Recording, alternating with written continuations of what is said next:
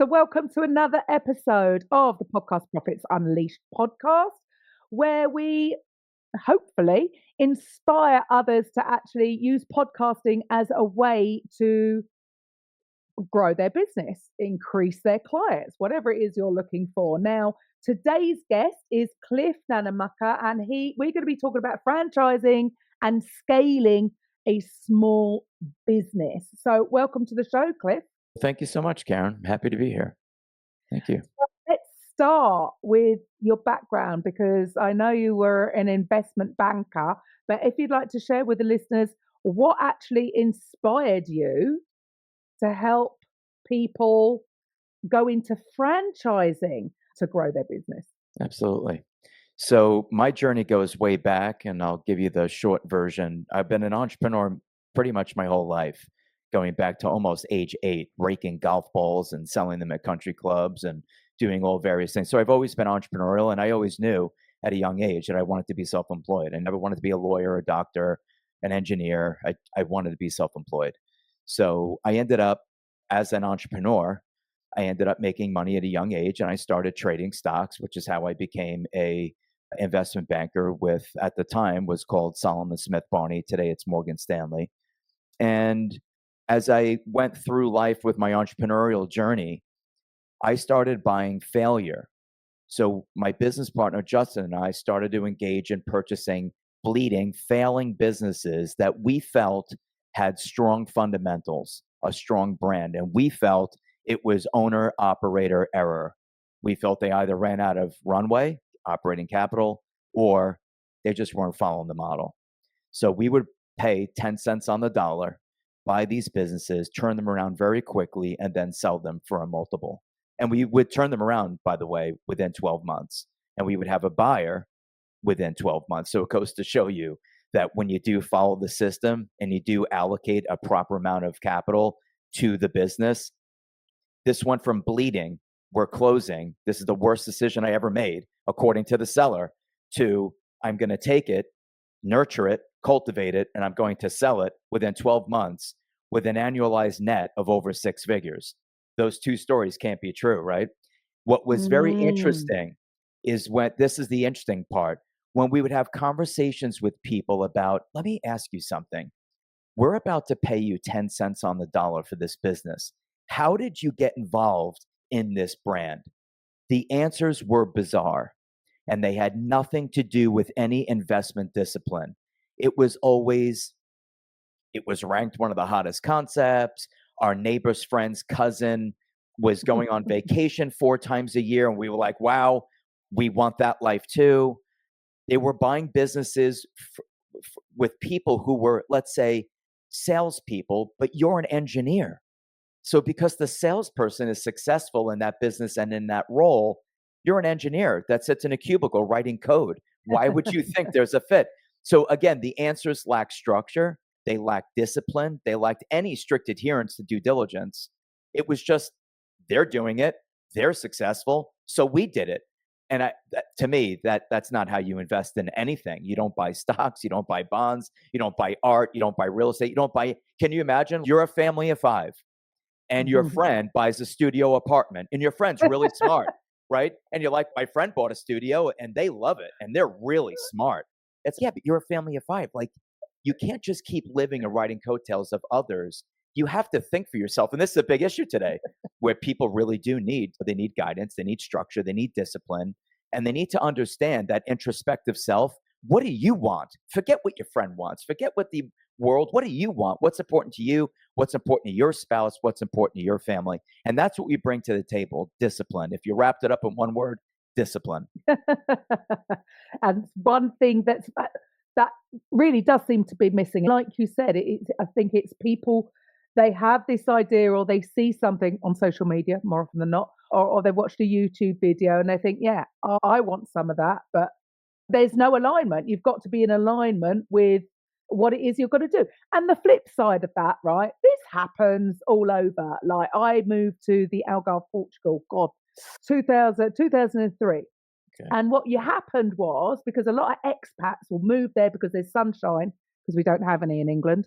Hmm. And they might have been an investment banker, right, for instance. And all of a sudden, I'm going to buy a restaurant because they're going to do so well. And they've never had any experience Right. at all in the business of, in the restaurant business or in marketing a business anyway. Hmm. So actually, they spend all the money putting it together and making it all look fancy, but they've forgotten the most important thing, which is the marketing.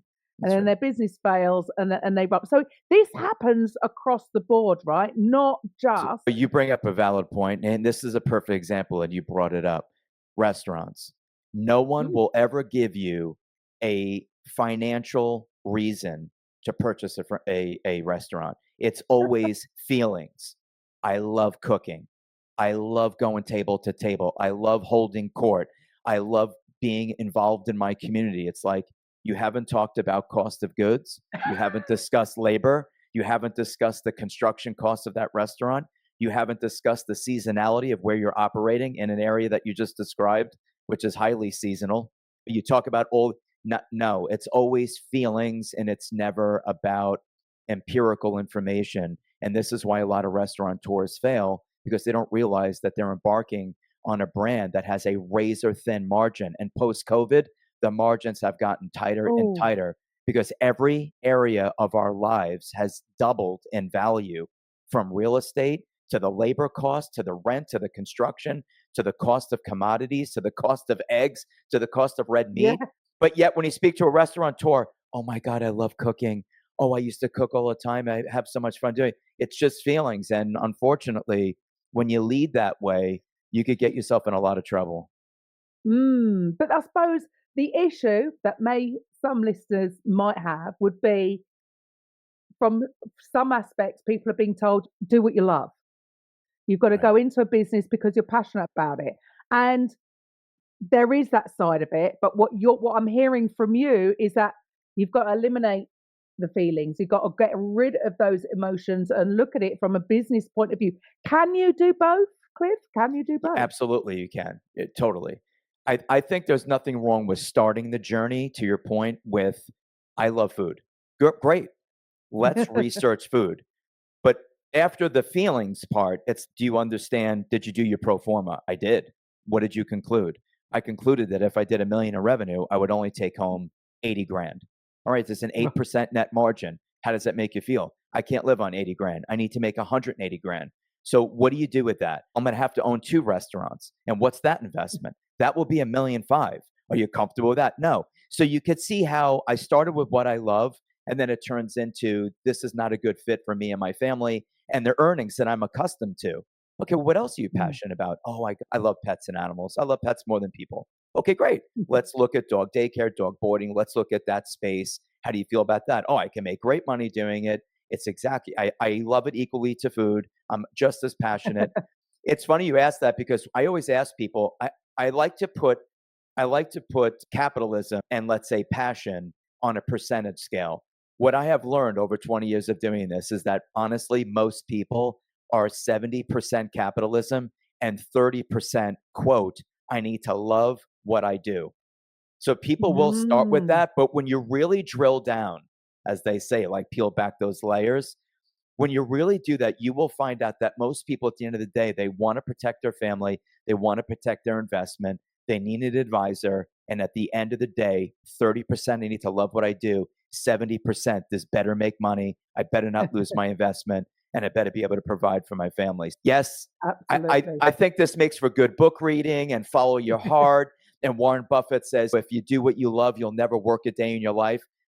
I do believe in platitudes and all the unicorns and kitten whiskers, but at the end of the day, you need to make a living and pay your mortgage and retire. Absolutely. Seriously, people, Absolutely.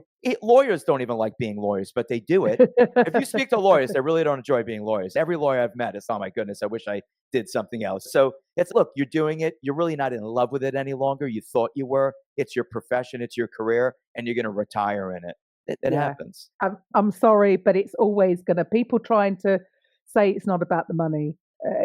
It's going to be about the money because where you've got your mortgage, that bank, they want the money. The Yeah, the electric company, the gas so company, true. they want the money. You've got to do it. So you help people who are maybe not finding a job or they've been laid off. You must have a process. How do you Mhm. actually help people? Are you helping them choose the right franchise? Are you how are you doing this? We're doing it through discipline and a process, yes. So we begin by understanding the investor and the investor's objections. Some want to keep their career. Let me make that clear to the audience. Not every deal is a displacement. Not every deal is I can't find a job. A lot of deals are I have a career. I like my career and I like the cash flow that it provides. And the cash flow that my current career is providing is allowing me to speculate in a business and have a side gig. So a lot of our deals are people who are keeping their full-time career and want to get something going on the side. If you, Karen, if you go back and think about like where we started with a single head of household earner with a one-car garage, that's where we started. A matter of fact, there was one car in that driveway.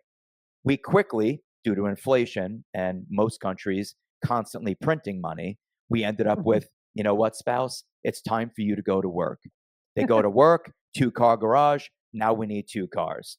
We're now in a place in the world, or at least in our country, where you have dual income and now they need a side gig for some extra ancillary income to offset expenses or to just retire uncompromised because the pension era Mm, is dead. Pensions in corporate America are over. These people work 30 years. They don't even get a gold watch. They don't get a pension. It's like whatever you put in your 401k, it's on you, right? So mm, think about that. So we're living in a time now where people are like, look, I need that third income stream. I need that passive, semi-absentee income.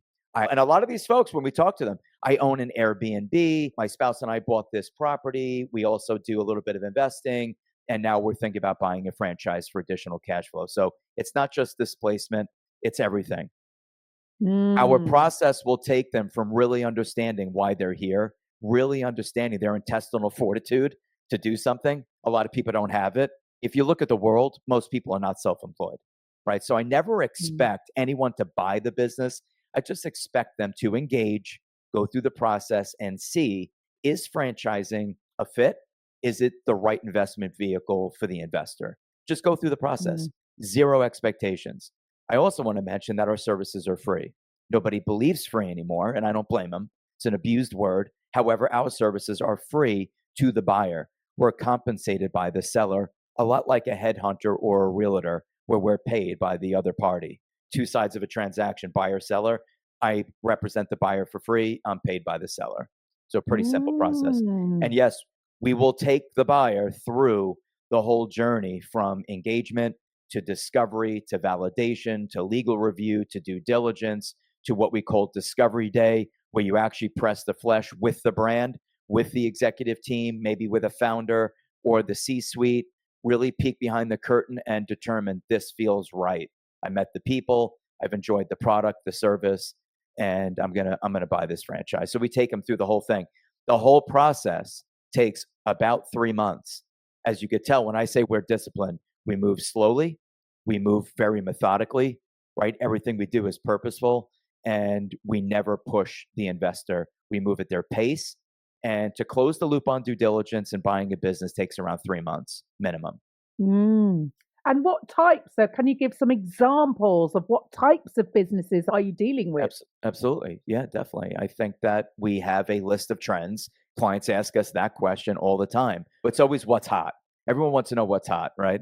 So it's not necessarily what's hot, it's what's trending. I think that people need to put belt and suspenders on making investments in an era. Think about what's been announced in just the last several months. You have AI. AI is advancing so quickly, it's almost frightening. Grok just came Mhm. out with another upgrade to their AI system. ChatGPT as well. They're all constantly upgrading, and they're not upgrading like an iPhone, which could be years or a year or 2 years. They're updating now weekly, monthly. That's how Monthly. fast. Yes. In addition to that, you had quantum computing being announced as the next leg of technology, which is also insanely frightening when you think about what these machine learnings are able to do. It's just remarkable to me. With all that said, we focus on 5 areas. Number one, any business involving the use of a tool to us has AI It doesn't have the AI risk, and it doesn't have Amazon or Temu risk, right? That online risk. Mm, You can't hire a garage door repair person on the internet. You can't right now. The not Optimus yet. robot is not doing. Yes, not yet. I believe they have a 10-year runway. That's my prediction. You have a 10-year runway. Next, Yeah. so anything involving tools, HVAC, roofing, flooring, drywall repair, painting, door replacement, window replacement, pressure washing, window cleaning, squeegee, it's a tool. So all of these things right now we focus on, which is the home improvement space or the tool space. Next is going to be anything involving the aging of America. Our country's aging rapidly. We are not repopulating, and there are heavy demands on our aging population. Our culture is to not let the old person move into your home, it's to put the old person in a facility like assisted living, Mm. nursing home, right? We're not like Japan where the kids fight over who's going to care for mom and dad and grandma and grandpa. That's not our culture. With that said, there are demands for facilities and labor and so on for home care, mobility, transportation, etc. So aging of America is huge. Next category is going to be, since we're not repopulating and we're aging, we have humanized pets and animals in America. We humanize them. They Mm. went from living in the backyard, chained to a tree. We gave them a house, a little doghouse outside. Then we brought them in a little bit. Now they sleep in the master bedroom bed. So Yeah, we under the humanize them. duvet. Absolutely. Absolutely. So with that, there's $160 billion in the pet care space in the US, Mm. massive market cap, huge opportunity in what we call the humanization of pets and animals. Next, because we're aging, we want to look beautiful. We want to feel sexy. We want anti-aging. We want biohacking. We want peptides and NACs and Botox and facials. We want all of it, right? With all that being said, massive opportunity in the med spa space, the biohacking space, the anti-aging space, Mm. the beauty space. And then lastly, our public schools, in my opinion, have failed miserably our children. They've eliminated programs due to what they call budget restrictions, like music, like art, and anything involving child enrichment. See, the parents still want it. It's the schools that killed it. And we've proven this because franchises have backfilled all of the things that the public schools have killed: art, STEM, science, technology, engineering, and math, and art, and anything to make a child a better, more productive, more intelligent human being. And franchise opportunities are backfilling all of that stuff. So, those are our 5 categories that we tend to focus on. And nearly all of them have no AI risk and they do not have Amazon online risk. That's our focus for our investors. That is so important. The way I see it is these days, the kids are being pushed to go to uni. I didn't push my girls because I would say to them, those jobs aren't going to be there in 10 years' time. Right. Maybe even hold back. And when you've made a decision, then go and study because everything that they are pushing, yeah, AI is going to take over most of those jobs. Totally. There's no longevity in it. So that's really an important, I think, key factor to what you're offering is that the fact that, yeah, don't worry, it's not going to be taken from you in the next year because, yeah, you're right. It's keep up at the moment. What is going on Absolutely. in the world of AI? That's So, right.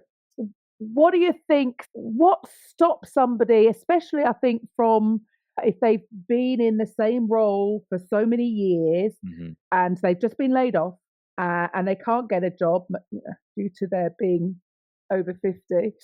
So they're away from being done and dusted. What is stopping them though? What holds them back from reaching out to somebody like you to actually invest in themselves, really? Absolutely. That's exactly what they're doing. You're investing in yourself. And that's the problem. Fear.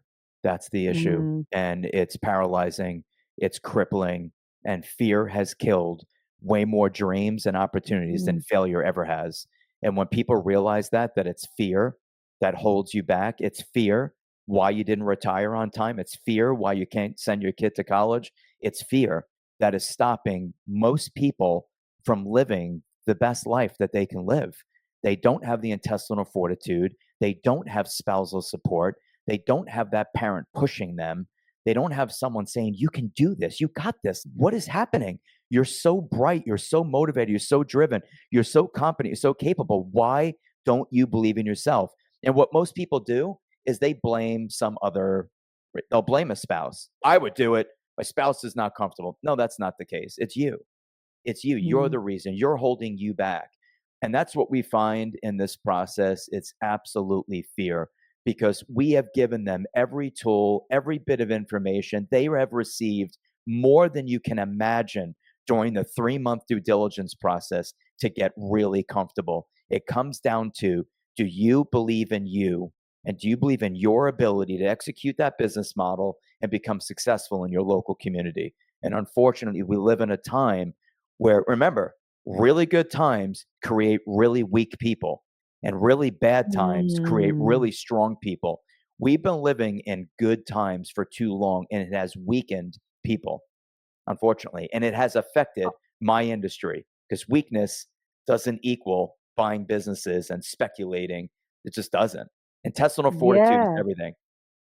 Oh, 100%. I suppose this is why the millennials, bless them, have such a hard time, That's right. don't they? Because I That's right. think we say, yeah, I've spoilt my kids and now They like, got a trophy for losing. Do the math. yeah, it was never going to end. It was Exactly. the moment they started doing things like that, it was just, yeah, that's it, game over. You, A franchise is obviously, it's such a good business model. Going back to the fact that I see it all the time, but when you've been an employee, and there is definitely a mindset to being an employee, but they are so used to coming in every day and they know exactly what is expected of them, and they have all the different so areas. They've got HR department, they've got marketing department, and then suddenly they want to work for themselves and have the business, and they don't, and it's not their fault, it's because you don't know what you don't know, and they realize that all of a sudden they've got to wear these different hats every day, and they're not going to be experts at them all because none of us are. We know our thing, right? mhm. So then I suppose the beauty of the of taking on a franchise is that all those systems are in place, just like when you were an employee of that other company. So Right. many advantages to that, because how many, do you know the stats of how many sort of businesses fail? It's pretty damn high when Oh, people yeah. try and go it alone. Yeah, you're exactly right. There are statistics in failure in 1, 2, 3, 4, 5, and a lot of times they'll measure, is a business that started today still in business in 5 years, 60 months, right? And the answer is the majority of Not businesses fail many. within 5 years. Yeah. Yep. Especially when you Mm, hang your own shingle. You said something yeah. a moment ago that I sarcastically say, there is a shred of truth to what I'm about to say, but it's obviously hyperbole. What I tell people is I would rather learn how to walk again than to go through the mental transformation of going from employee to business owner because of everything that you just said. Mm. You've been told where to be. Like you're 50 years old and you're asking a 23-year-old person in HR if you could go on vacation. Think about it. Like you've been doing something for 30 years and it's, hey, the holidays are coming. Let me ask someone for time off. If you think about it conceptually, it's absolutely ridiculous that you're actually asking. You're a grown up. Yeah. You're asking for time off. So you're told where to sit, what office to go to, what to do, what not to do. You're just told all these different things. You're right. You've been told your whole life, this is your grid square, stand in it, be quiet. We've also Yeah. coined new terms like stay in your lane, right? Don't you Yeah. dare leave your lane. So we Yeah. have all these little things that corporate America has created, which has just further just suppressed creative thinking and all that stuff. And then they're like, you know what? I want to be an entrepreneur. Huge mental exercise to transition from that to entrepreneur because now you're in control of everything, including creating the culture that you claimed you hated in corporate America. You're creating that culture now in your own small business, in Ohio, in Florida, in Yeah. Texas. Yeah. Absolutely. And but also I suppose it's also being accountable. I think that's underestimated, Totally. because when you are an employee, you don't tend to question, do we? Do you? You get on and you just do it. Whereas all of a sudden that accountability is gone when it's your own business. All of a sudden you do question. Eh, And quite often you question yourself. But So again, the true. bonus of having a franchise is that it isn't just you by yourself. You've got all those systems in place. So you've almost got that accountability again, if that makes sense. 100%. While you're saying this, we have a mayor in LA, right? Her city, like the whole state was burning down to the ground on live television. She is now implementing an investigation into why people let her go to Africa while her city was burning.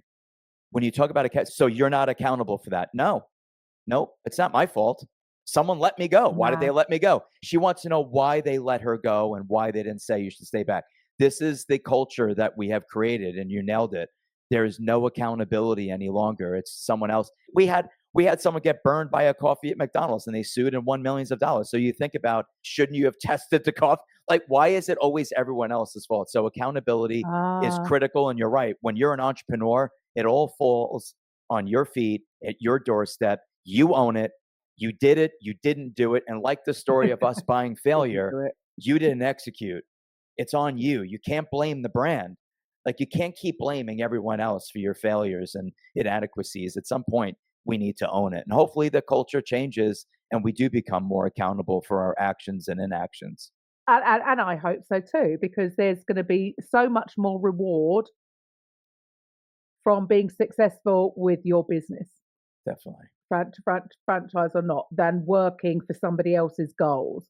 And you mentioned there also, which I think is really important, about the fact that it's free. There's no loss there. So if when I'm presuming that if somebody purchases, then yeah, okay. And if people would like to know more or would like to even start the process, where do they reach you? What should the listeners do next, basically? Yes, our website is www.franocity, FRANOCITY.com. And they can reach me direct at cliffn@franocity.com. Fantastic. Cliff, thank you so much for your time today. This has been fun, actually.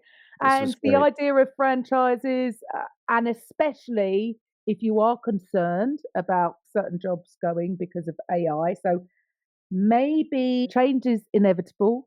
So maybe be proactive and get ahead of the game, and maybe just even look into what opportunities are out there moving forward. So yeah, Cliff, thank you for your time. And next week, I'll be back next week with the Podcast Profits Unleashed podcast. Goodbye for now. Thank you for listening to today's episode on the Podcast Profits Unleashed podcast. If you're a coach, consultant, therapist, or healer who would like to drive sales whilst having fun podcasting, head over to podcastprofitsunleashed.com/free and find out how you can turn your podcast into a sales machine. We'll see you on the next episode.